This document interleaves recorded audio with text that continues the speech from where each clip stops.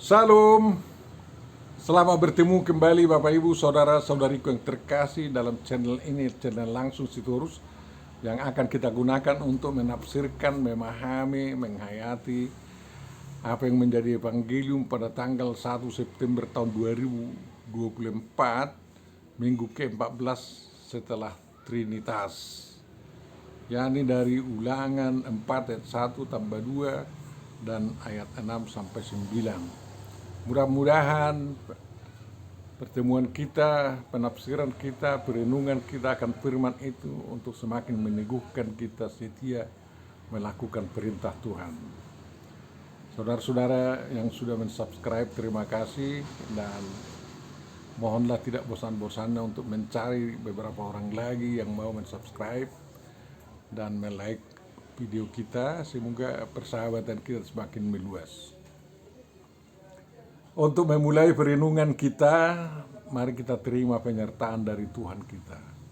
Damai sejahtera Allah yang melampaui segala akal budi manusia, kiranya memenuhi dan memelihara hati dan pikiran kita di dalam Yesus Kristus Tuhan kita. Amin. Bapa Surgawi, terima kasih atas kesempatan ini untuk dapat merenungkan firman-Mu, dan kiranya perenungan kami untuk memperkuat iman kami, dan kami semakin setia untuk melakukan firman-Mu. Tolong kami Tuhan dan cerahi pikiran kami dalam memahami firman-Mu itu. Dalam Yesus Kristus kami memohon. Amin. Marilah kita baca Bapak Ibu Saudara-saudariku yang terkasih, apa yang menjadi perikop evangelium yang akan kita tafsirkan, kita pahami, yakni Ulangan 4 ayat 1 dan 2 ditambah ayat 6 sampai 9. Maka sekarang, hai orang Israel, dengarlah ketetapan dan peraturan yang kuajarkan kepadamu untuk dilakukan, supaya kamu hidup dan memasuki serta menduduki negeri yang diberikan kepadamu oleh Tuhan Allah nenek moyangmu. Janganlah kamu menambah apa yang kuperintahkan kepadamu, dan janganlah kamu menguranginya. Dengan demikian kamu berpegang pada perintah Tuhan Allahmu yang kusampaikan kepadamu. Lakukanlah itu dengan setia, sebab itulah yang akan menjadi kebijaksanaanmu dan akal budimu di mata bangsa-bangsa yang pada waktu mendengar segala ketetapan ini akan berkata, memang bangsa yang besar ini adalah umat yang bijaksana dan berakal budi. Sebab bangsa besar manakah yang mempunyai Allah yang demikian dekat kepadanya seperti Tuhan Allah kita setiap kali kita memanggil kepadanya? Dan bangsa besar manakah yang mempunyai ketetapan dan peraturan demikian adil seperti seluruh hukum ini yang kubentangkan kepadamu pada hari ini? Tetapi waspadalah dan berhati-hatilah, supaya jangan engkau melupakan hal-hal yang dilihat oleh matamu sendiri itu, dan supaya jangan semuanya itu hilang dari ingatanmu seumur hidupmu. Beritahukanlah kepada anak-anakmu dan kepada cucu cicitmu semuanya itu. Demikian firman yang akan kita renungkan Bapak Ibu Saudaraku yang terkasih.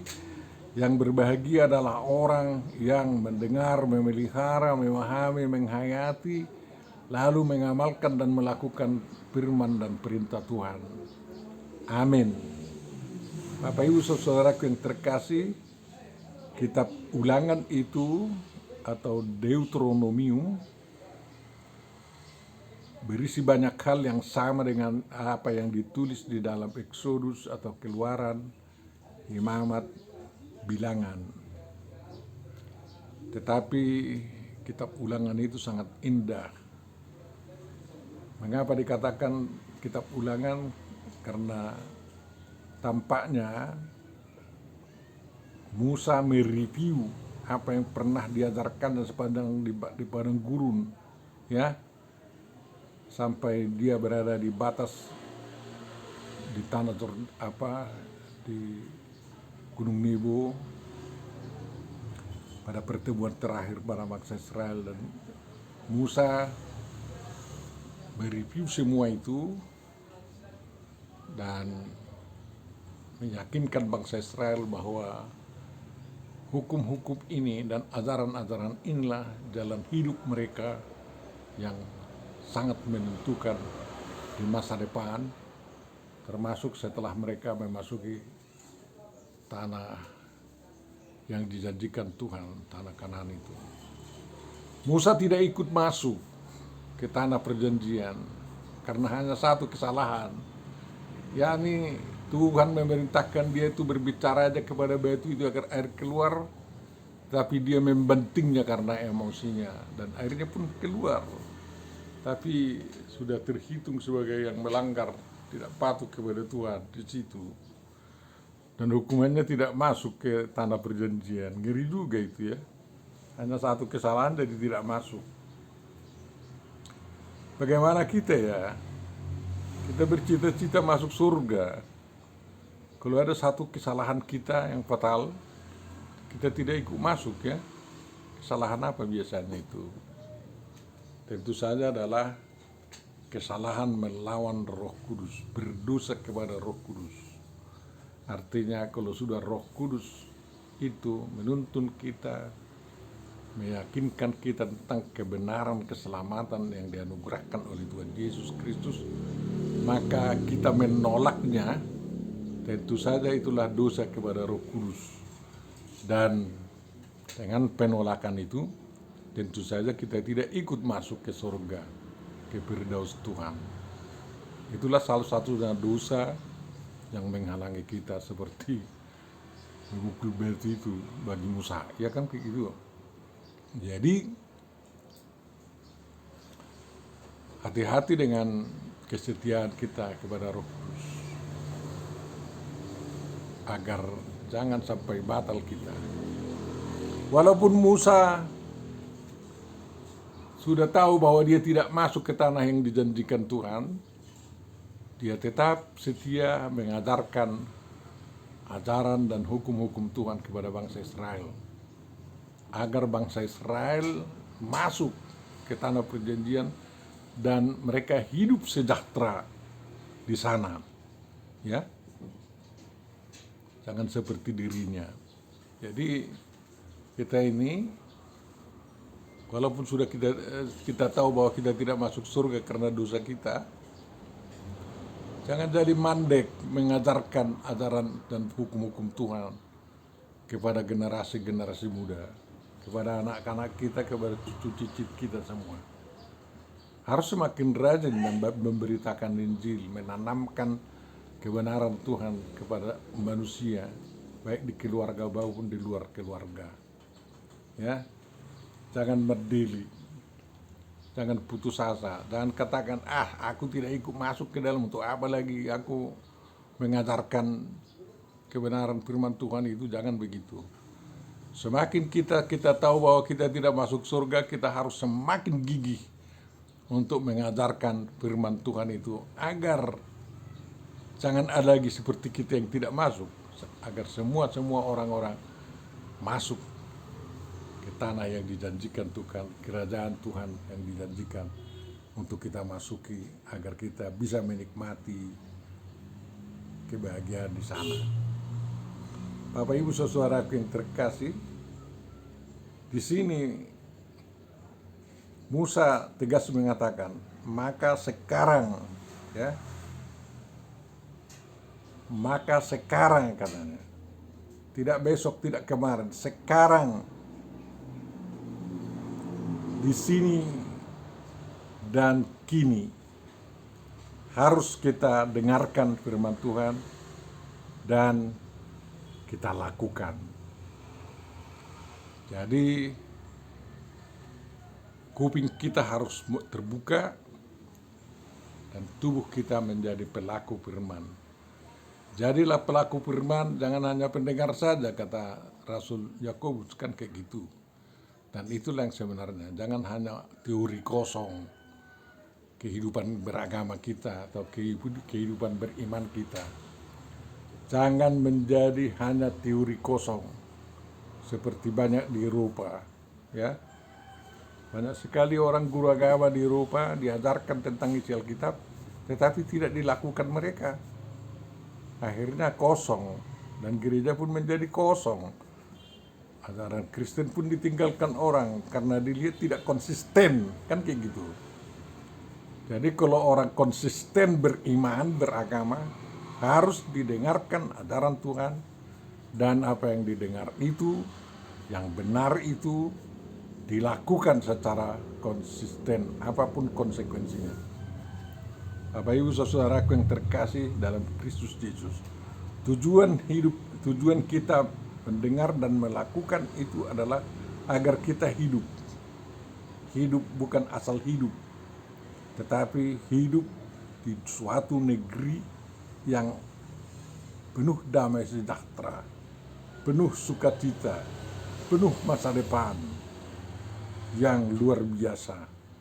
Jadi kalau Indonesia mau hebat dan semakin hebat lagi, dan kita hidup di sana, lakukanlah firman Tuhan. Jangan hanya dengar aja, konsistenlah menganut agamamu, mengikuti iman percayamu kepada Yesus Kristus. Musa mengatakan jangan tambahi dan jangan kurangi apa yang diajarkan oleh Musa itu. Firman Tuhan itu jangan ditambah-tambah, jangan dikurang-kurangi. Ya, banyak sekarang ini cara-cara orang menambah-nambah firman Tuhannya, melalui hadis lah, istisma lah, apa semua. Ya, baguslah kalau yang berdasarkan firman Tuhan. Tapi orang Kristen tidak perlu menambah-nambah. Ya, inilah tradisi yang kita kenal dari rasul-rasul begini-begini, nggak bisa kayak gitu. Karena apa? Alkitab itu cukup untuk memberikan arti-arti yang ada di dalamnya dan contoh-contoh kehidupan yang ditunjukkan kepada kita dan membuka kehidupan kita kepada kemajuan-kemajuan yang luar biasa. Jadi itu cukup, ya, tidak kurang. Itu sangat penting. Banyak sekali sekarang ini teolog-teolog, ya, analisis teolog yang menambah dan mengurangi tentang ajaran Alkitab. Misalkan aja tentang Bunda Maria, tentang Tritunggal, tentang Trinitas, tentang Tuhan kita yang satu itu, ya, banyak menjadi penambahan. Itu tidak dikatakan di Alkitab katanya. Kalau tidak dikatakan di Alkitab, jangan tambah-tambah. Hentikan dirimu untuk tidak menambah-nambah apa yang ada dalam Alkitab. Ya, makanya kalau orang menuduh kaum Lutheran itu tidak menghormati Bunda Maria katanya, bukan begitu. Kita menghormati Bunda Maria sama seperti diberitakan dalam Alkitab. Kita percaya untuk itu. Dan dia pun sudah mati, tidak menjadi penitipan pesan kita kepada Tuhan Yesus. Jangan ditambah-tambah. Karena menurut Yohanes juga, ya, Rasul Yohanes di kitab Wahyu itu, siapa yang menambah, tambahlah kesusahannya. Siapa yang mengurangi, berkuranglah upahnya di kerajaan Allah. Kan kayak gitu. Jadi pegang apa yang sudah diajarkan oleh Tuhan. Pegang perintah Tuhan. Cukup untuk kita bisa hidup lebih daripada yang kita harapkan, lebih daripada yang diangan-angankan oleh dunia ini. Dengan konsistensi kita terhadap apa yang kita pegang dari ajaran Tuhan, dunia akan semakin luar biasa maju, baik bidang teknologi, ekonomi, dan lain-lain, semakin damai dan semakin sejahtera. Memang dulu banyak orang Kristen yang memicu perang-perang, ya, karena menambah-nambah apa yang dalam Alkitabnya itu, ya. Jadi jangan diikuti-ikuti mereka. Cukup sudahlah hal-hal pahit itu karena terjadi penambah-nambahan atau pengurang-ngurangan apa yang diajarkan oleh Alkitab. Gereja bertikai di dalam perjalanan sejarahnya, saling bunuh-membunuh, ya. Tapi kalau memang kita senantiasa kembali kepada Alkitab yang memang cukup untuk menafsirkan dirinya dan memberikan pemahaman tentang apa isinya itu, kita dapat penuh damai.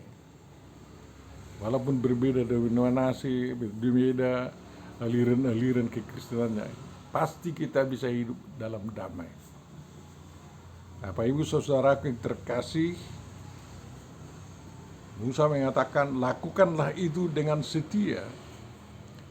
Jadi kesetiaan sangat dituntut dari kita. Jangan hanya seperti panas-panas tai ayam. Ya, kalau datang hujan jadi hancur dia. Kalau datang terik matahari mengeringi. Jangan begitu. Jadi setia sampai mati, sampai akhir zaman kan kayak gitu. Jadi kesetiaan itu adalah konsistensi melakukan firman Tuhan yang dihayati dan dipahami. Bapak Ibu saudaraku yang terkasih, lihatlah, karena konsistensi kita, kesetiaan kita yang dilihat oleh bangsa-bangsa membuat kita semakin bijaksana, semakin berakal budi, ya, semakin berhikmat.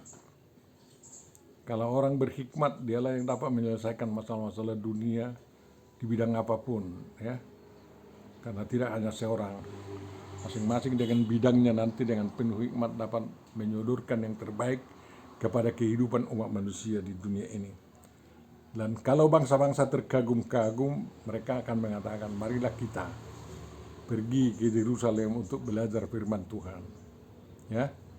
Kalau sekarang ini pergilah mencari ilmu sampai ke Cina, tetapi kita pergilah mencari ilmu sampai ke hadirat Tuhan, ya, yang diberitakan dalam Alkitab. Memang bangsa yang besar ini, pengikut Tuhan Yesus Kristus, harus menjadi orang-orang yang bijak dan berakal budi. Jangan bodoh, ya. Tuhan tidak menginginkan adanya bangsa yang bodoh, karena kita dihajar habis-habisan, ya. Bangsa satu-satunya adalah kita. Tuhan kita itu maha dekat sama kita, tidak maha jauh. Dia mau menjadi manusia kok. Demi dekatnya kepada kita, Tuhan kita itu, dia mau menjadi manusia, bergaul dengan kita, bukan hanya dengan firman kata-katanya. Dia langsung memberikan contoh kehidupan untuk dapat kita tiru, kita tindak lanjuti, ya. Itulah keistimewaan kita. Walaupun itu tidak dipahami oleh umat-umat yang lain, kita harus tetap setia di sana. Bersama Tuhan kita maju, bersama Tuhan kita senang, bersama Tuhan kita makmur, bersama Tuhan kita adil. Bapak Ibu saudaraku yang terkasih, ya, karena dengan demikian peraturan kita menjadi peraturan yang dikagumi orang-orang dan banyak yang menirunya walaupun dengan tidak sama kata-katanya dengan kita, ya. Jadi tidak ada bangsa di dunia ini yang tidak menganut keadilan, tidak mengambil alih ajaran keadilan yang baik, ya. Kalau memang kita tunjukkan ajaran keadilan Tuhan kita itu dalam kehidupan kita, dan orang melihat contoh yang sangat luar biasa apa dampak keadilan yang kita anut itu. Bapak Ibu saudaraku yang terkasih, jadi jangan bosan-bosan terus berjuang, ya, untuk menunjukkan makna dan dampak bagaimana itu diterapkan ketetapan Tuhan itu dalam kehidupan, dan peraturan itu dan hukum-hukum Tuhan itu diterapkan dalam kehidupan kita.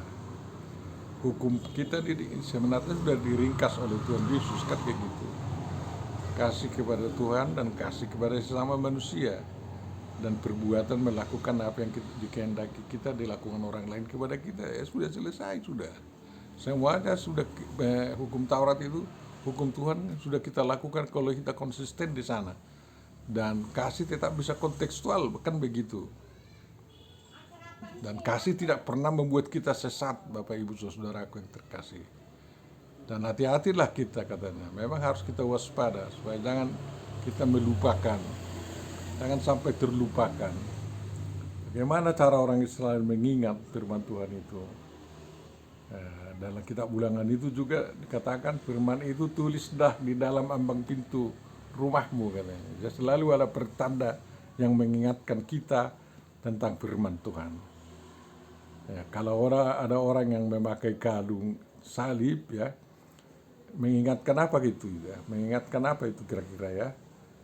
Agar kita tidak lupa terhadap salib Kristus yang ditegakkan oleh Kristus gitulah. Jadi bukan salib yang menghukum Yesus Kristus ya. Jadi karena Tuhan Yesus datang ke dunia ini sudah menghapus hukuman salib, hukuman mati yang dilakukan dengan penyaliban kan kayak gitu. Selesai sudah. Dan salib yang baru ditegakkan oleh Tuhan Yesus adalah yang tidak punya patung Yesus disalib itu kan kayak gitu. Itu artinya Habibul Allah dan Habibul Anas, kasih kepada Allah dan kasih kepada sama manusia kan kayak gitu.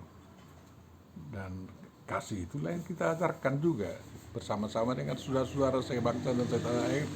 Mari kita saling mengasihi. Mari kita mengasihi Allah kita masing-masing kan kayak gitu. Dan pasti dampaknya adalah kebahagiaan kalau bisa orang saling mengasihi. Kan kayak gitu. Jadi agar tidak lupa, makanya kita tulis, Musa menulis buku dan mewariskan itu agar tidak lupa, agar bisa dibaca orang. Tuhan memerintahkan Musa menulis hukum yang 10 itu setelah dipecahkan oleh Musa, loh yang ditulis oleh Tuhan sendiri, tulis lagi katanya. Dan banyak sebagai pertanda. Dalam rangka agar tidak lupalah hal-hal ajaran Tuhan itu dan peristiwa-peristiwa yang telah terjadi oleh karena pekerjaan Tuhan di tengah-tengah manusia, makanya ada kitab suci kita. Jangan disia-siakan adanya kitab suci itu. Hanya ada gerakan baca Alkitab dan dengar Alkitab kan kayak gitu. Agar kita tidak lupa senantiasa mengingatkan menjadi darah daging kita lah itu ajaran Tuhan. Kalau kita tidak lupa, kita juga harus ajarkan agar anak cucu kita, cicit kita tidak lupa. Ya, harus kita wariskan kebenaran firman Tuhan kepada generasi yang berikut. Ya, sampai generasi keempat, sampai generasi kelima ya. Tapi ya, begitu Tuhan mengasihi ya orang-orang yang mengikutinya.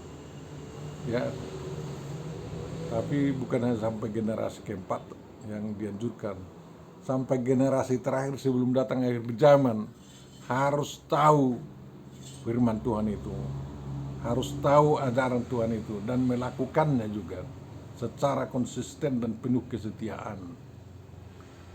Itulah. Jadi kalau hukum waris kan ada surat warisan.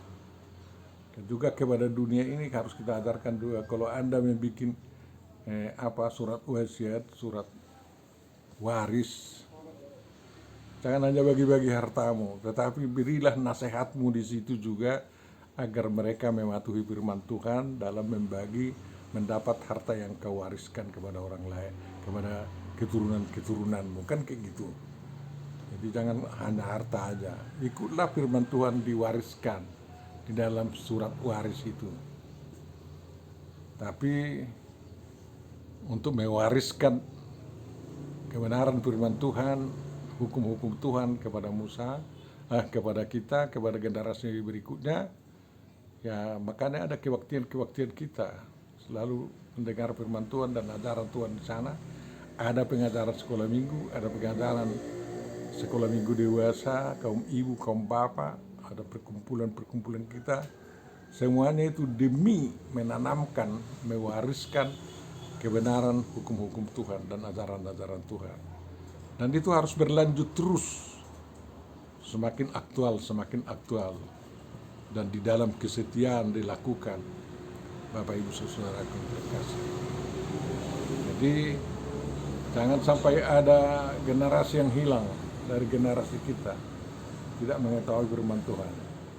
Kita sangat sedih melihat keadaan di Eropa sekarang bahwa ada generasi sekarang yang hilang dari kekristenan. Mereka beralih menjadi ateis. Karena apa? Ya, karena sudah makmur, mereka lupa menekankan bahwa kemakmuran yang mereka terima adalah dampak daripada kesetiaan orang tua mereka mengikuti Tuhan Yesus Kristus dan ajaran-ajaran Tuhan kita, kan kayak gitu. Jadi kita juga harus juga setia di sana mewariskan itu kepada anak cucu, anak cicit dan lain-lain ya. Banyak caranya. Sekarang ini pendokumentasian dan pemberitaan firman Tuhan dengan adanya teknologi canggih ini yang kita khotbahkan hari ini sudah dapat dibaca, didengar, ditonton kira-kira 100 tahun mendatang, kan kayak gitu. Mudah-mudahanlah YouTube tidak binasa sebentar lagi ya, dan alat-alat media sosial yang lain. Mereka berjanji end to end kan, tapi karena cucu kita juga harus bisa membuka apa yang kita ajarkan di sana. Jadi mereka harus mengikuti teknologi juga, dan kita tidak buta teknologi. Itu demi mewariskan ya, memberitahu kepada anak-anak kita, kepada cucu dan cicit kita semua ajaran dan hukum-hukum Tuhan yang memberikan kehidupan yang sangat luar biasa itu. Tuhan memberkati kita semua. Amin. Tuhan Bapa Surgawi, terima kasih atas perlindungan yang telah kami lakukan untuk firman-Mu itu, dan karena itu berguna bagi kami Tuhan, agar kami setia mengikuti Engkau, melakukan apa yang Kau ajarkan dari sejak dulu sampai kepada Tuhan Yesus Kristus, sampai yang dilakukan oleh rasul-rasul. Dan kami juga dalam melakukan firman Tuhan itu akan mengajarkan kebenaran firman-Mu kepada generasi-generasi kami yang berikut. Kiranya Tuhanlah yang terus memelihara kehidupan gerejawi sehingga gerejawi lestari, dapat mengembangkan dirinya dan berkemampuan untuk memberitakan Injil, memberitakan kebenaran firman, aturan dan hukum-hukum-Mu itu kepada seluruh umat manusia yang ada di sekitar gereja-gereja-Mu, jemaat-jemaat-Mu. Sempurnakan doa kami ini Tuhan, terimalah kami dalam Yesus Kristus Tuhan kami, kabulkanlah itu. Amin.